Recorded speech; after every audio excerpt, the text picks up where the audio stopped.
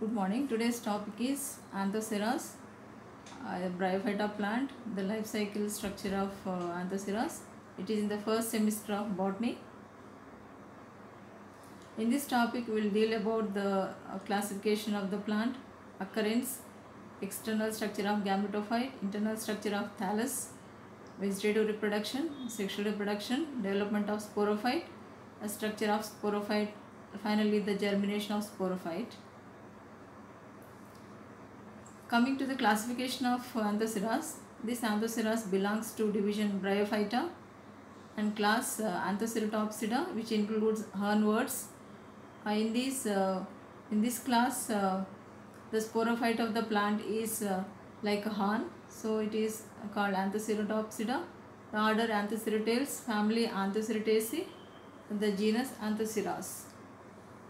Coming to the occurrence, so it is the largest and most widely distributed genus of the class Anthoceratopsida.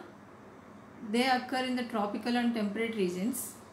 Generally, they grow in moist, shady places in the sides of the ditches, river banks, in the moist cavities of the rocks, and decaying wood or moist soil along the grasses. So there are about 200 species are present in the world, and about 25 species were present in India. The common species which are present in India are Anthoceras erectus, Anthoceras crispillus, Anthoceras koshai, Anthoceras dixiti, and Anthoceras shivanandini, and Anthoceras mangalorius. Coming to the external structure of gametophyte, the gametophyte of the bryophytes, they show the dominant phase of the plant is gametophyte, which is haploid in nature, and that haploid plant is involved in the sexual reproduction, so it produces gametes, so it is called gametophyte. So the gametophyte of Anthoceras is a thallus, which is now differentiated into root, stem and leaf. So this thallus is in the form of leaf, so it is very small and prostrate, dorsiventrally differentiated and dark colored. They show dichotomous branching with lobes and spongy in nature with underlying mucilage without midrib. On the dorsal surface is a smooth, sometimes it may be rough with ridges. On the ventral surface, thallus bears numerous unicellular smooth-walled rhizoids.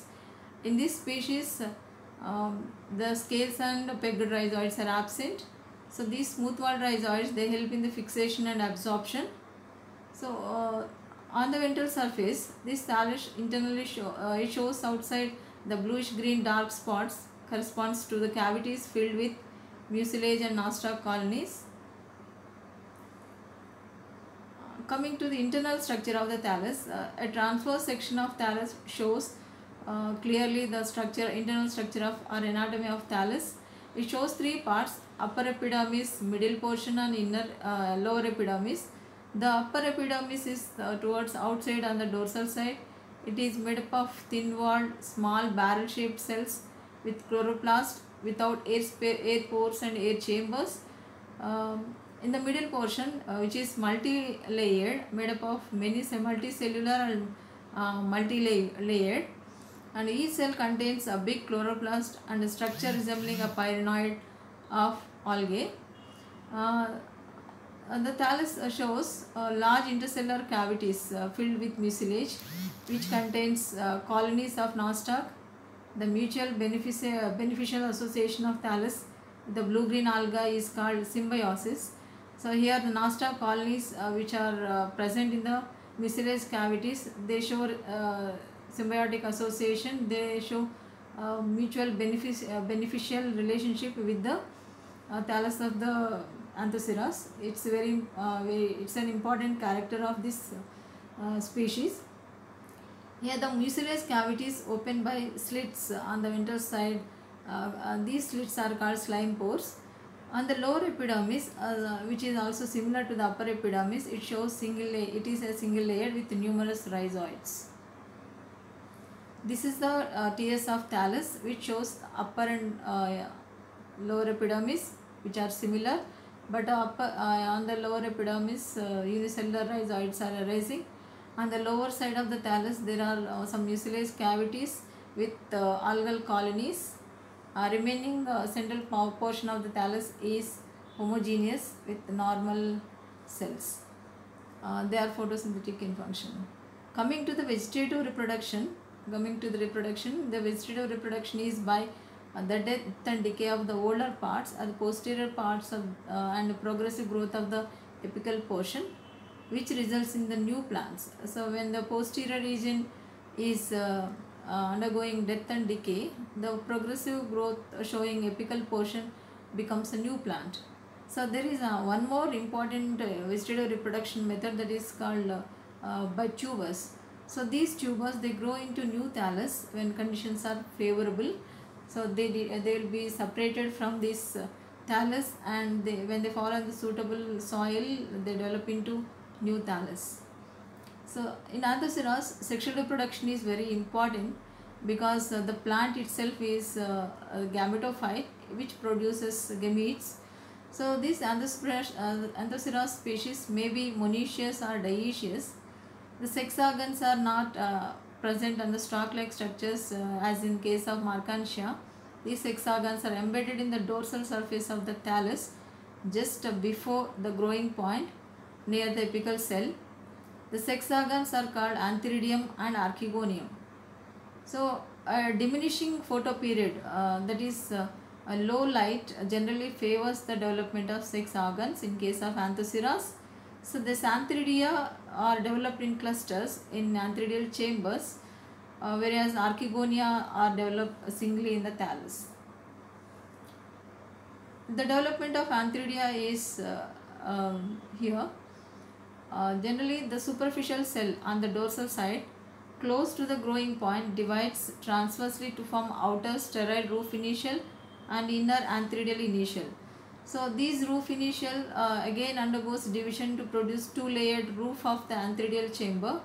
This antheridial initial may directly develop into antheridium, or this antheridial initial divides vertically to form into 2 to 4 antheridia. That means in the antheridial chamber maybe one or two 2 to 4 antheridia are present in the antheridial chamber. So this antheridial initial divides transversely to form into a primary antheridial cell and primary stalk cell. The primary stalk cell, two cells of which two cells are broad and many cells in the height. That is, the stalk cell is 2 cells in broad, and in length it has many cells. This primary antheridial cell divides by 2 successive vertical divisions at right angles to each other, forming 4 cells. These 4 cells divide transversely, forming an octant. So the octant has 2 types of 4 cells each. The periclinal division on the 2 types of cells results in the formation of inner primary androgonial cells and outer primary jacket cells. So the primary jacket cells divide by anticlinal divisions to form into wall or jacket of the antheridium. The primary androgonial cell which are inside, they divide and redivide to form a mass of androgonial cells. So the cells of the last generation are known as androcytes. These androcytes, they are metamorphosed into biflagellated anthrozoids. Coming to the structure of antheridium, these antheridia are club-shaped with a stalk and body. The club-shaped body has single-layered sterile jacket. Inside the jacket there are many androcytes. Each androcyte metamorphoses into biflagellated anthrozoids. So during the dehiscence of antheridia, when the antheridia are matured, the anthrozoids are liberated out. At that time, the roof of the antheridial chamber breaks up and the antheridia are exposed. So these antheridia, which are having cover cells in the jacket, they absorb water and they will be ruptured so that the anthrozoids as a mass, they come out of the antheridium. So each androcyte metamorphoses into biflagellated anthrozoid. These anthrozoids, which are liberated as mass. They swim on the film of water on the surface of thallus. This diagram shows the descent of antheridium, where there is a rupture of roof of antheridial chamber. Then the cover cells are separated in the antheridium, where the anthrozoids are liberated out, which are biflagellated. So other important structure, sexual organ is archegonium. This archegonium is completely embedded in the thallus tissue, but only the neck region comes out, which projected. It also develops from the superficial dorsal cell near the apical cell, which functions as a primary archegonial cell. This primary archegonial cell divides by 3 vertical intersecting walls, so that 4 cells are formed, of which there is a central axial cell surrounded by 3 peripheral cells. So these 3 peripheral cells, they form the jacket of the outer covering of this archegonium. The central axial cell divides transversely into upper cover initial and lower central cell. This cover cell transversely divides to form into this central cell divides into primary canal cell and lower primary venter cell. The primary canal cell by transverse division gives rise to 4 to 6 neck canal cells. The cover initial divides vertically, forming 2 to 4 cover cells. This is the diagram which shows the development of archegonium, where the primary archegonial initial divides with the central axial and 3 peripheral cells.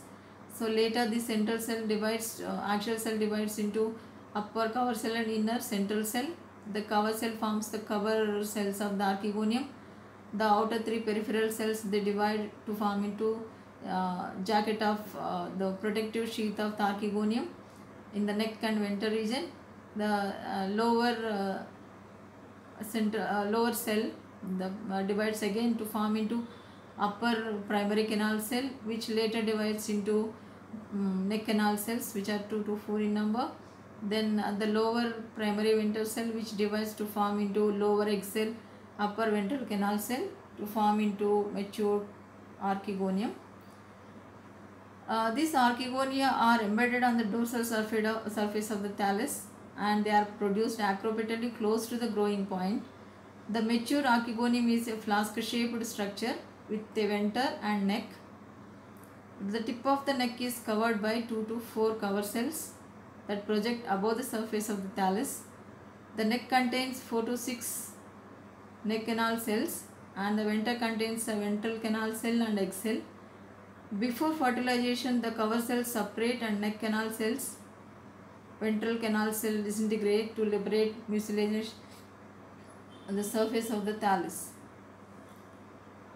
After antheridia and archegonia matures, the fertilization takes place. At the time of fertilization, the cover cells are separate and are thrown off. The neck canal cells and the ventral canal cell are disintegrated. The total content is comes out of this neck of archegonium, and it is present at the tip as a mucilage mound. By that time, the anthrozoids, which are swimming on the surface of the thallus, they move chemotactically towards the archegonium. Only one of these fuses, anthrozoid fuses with egg, resulting in the formation of zygote. This zygote is the first cell of diploid sporophytic generation. Here is the diagram which shows the fertilization process in the Anthoceras. After the fertilization, the zygote is formed. So this zygote, after the development of this zygote, which is diploid in nature, the next generation, it is the first cell for the next generation, that is diploid sporophyte. The zygote it fills the ventral cavity and secretes the wall. This zygote undergoes first a vertical division, later a transverse division to form a quadrant, that is 4-cell condition. These 4 cells again, they undergo vertical division to form 8-celled octant or proembryo. The upper 4 cells of an octant undergo again a transverse division to form again 2 rows of 4 cells each. That means after the divisions, there are 3 types of 4 cells each. The upper four cells, they give rise to the capsule. Middle four cells give rise to meristematic region of the sporophyte, and lower four cells gives rise to foot of the sporophyte. So the first division is the foot tier cells are vertical, later irregular to form a bulbous foot, which extends deep into the this one foot into the lowermost cell. This rhizoid like projections are found to obtain nutrition from the gametophyte. The uppermost tier of four cells divide transversely to form 2 or 3 tiers of cells. Later periclinal divisions occur, resulting in peripheral amphitheecium and central endothecium. The endothecium gives rise to columella of 4 vertical rows of cells initially. Later it becomes 16 vertical rows of cells. The cells of amphitheecium, which is outside, divide by periclinal division, which forms into outer layer of jacket initial and inner primary sporogenous layer of archisporium or archisporium. So this amphitheecium, which is formed in the development of sporophyte, it gives rise to outer protective layer and inner archisporium also. The outer layer divides periclinally to form 4 to 6 cells jacket, and the archisporium becomes a sporogenous tissue. So intercalary meristem is formed at the base of the capsule. Coming to the structure of mature sporophyte, here the sporophyte arises in clusters. These sporophytes are in clusters on the dorsal surface of thallus. These sporophytes are cylindrical and horn-like or bristle-like, so called hornworts. So each sporophyte has 3 parts: foot, meristematic region and capsule. In other cases like Markantia, there are 3 parts: foot, seta and capsule, but here seta is absent. It is replaced by the meristematic region, which undergoes division continuously for the growth of the horn-like sporophyte. Next, coming to the in detail study of this sporophyte. The foot is the lowermost portion. It is a bulbous one and it is embedded in the gametophytic tissue and made up of parenchymal cells.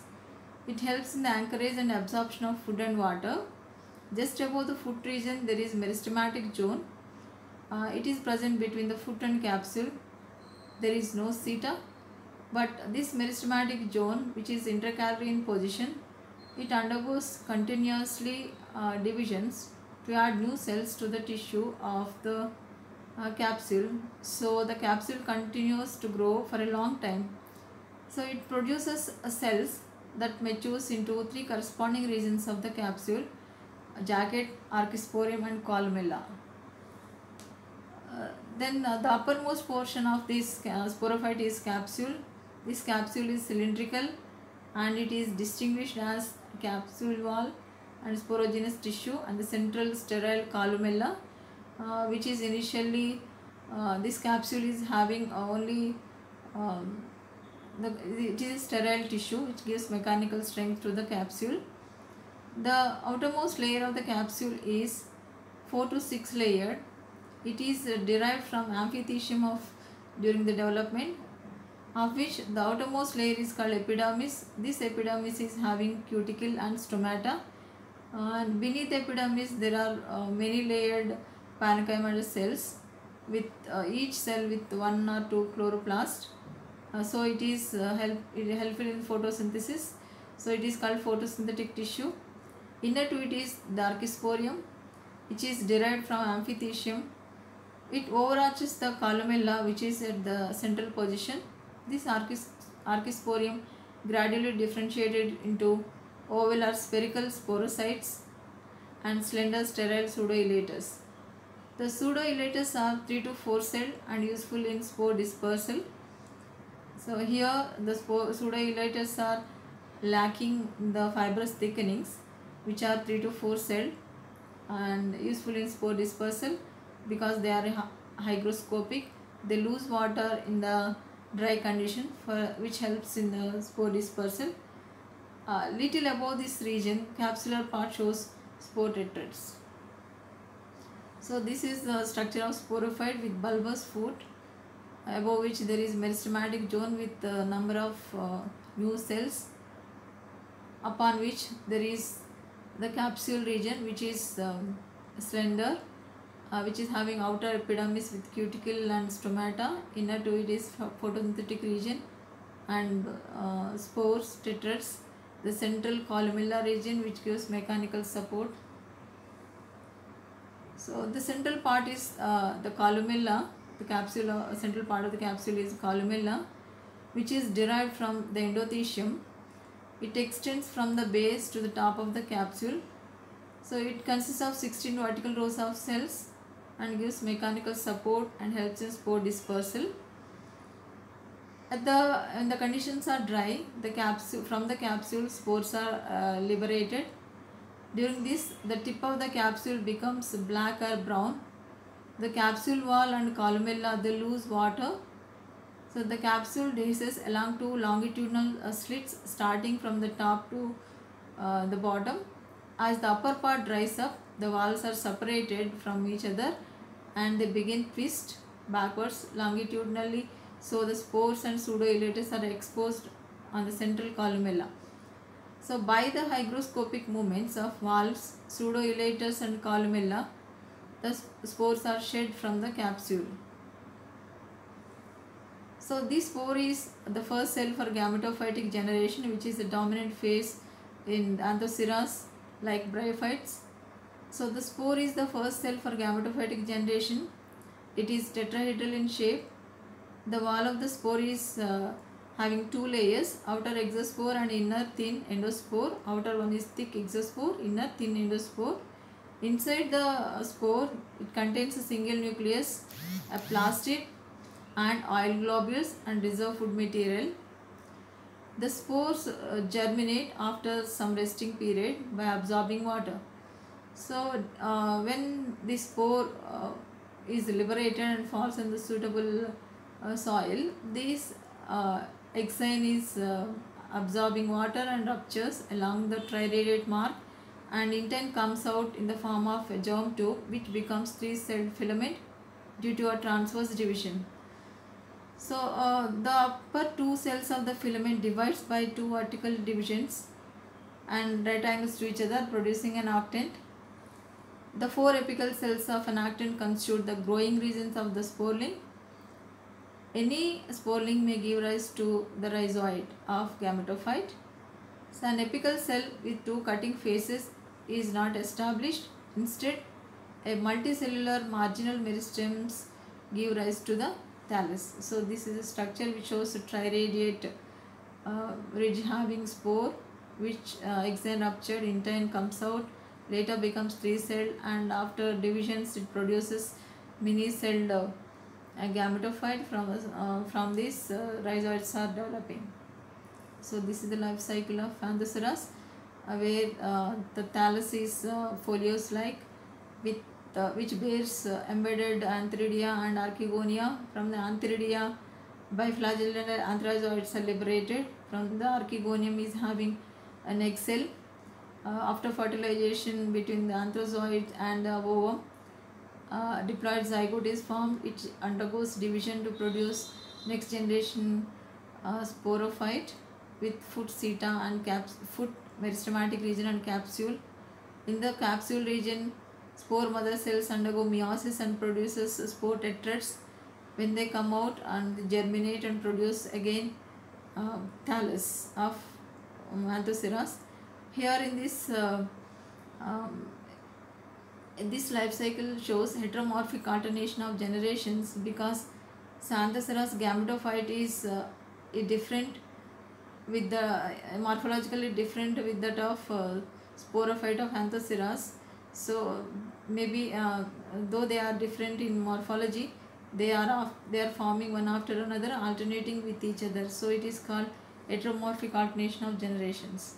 So this is about the life cycle of Anthoceras. Thank you.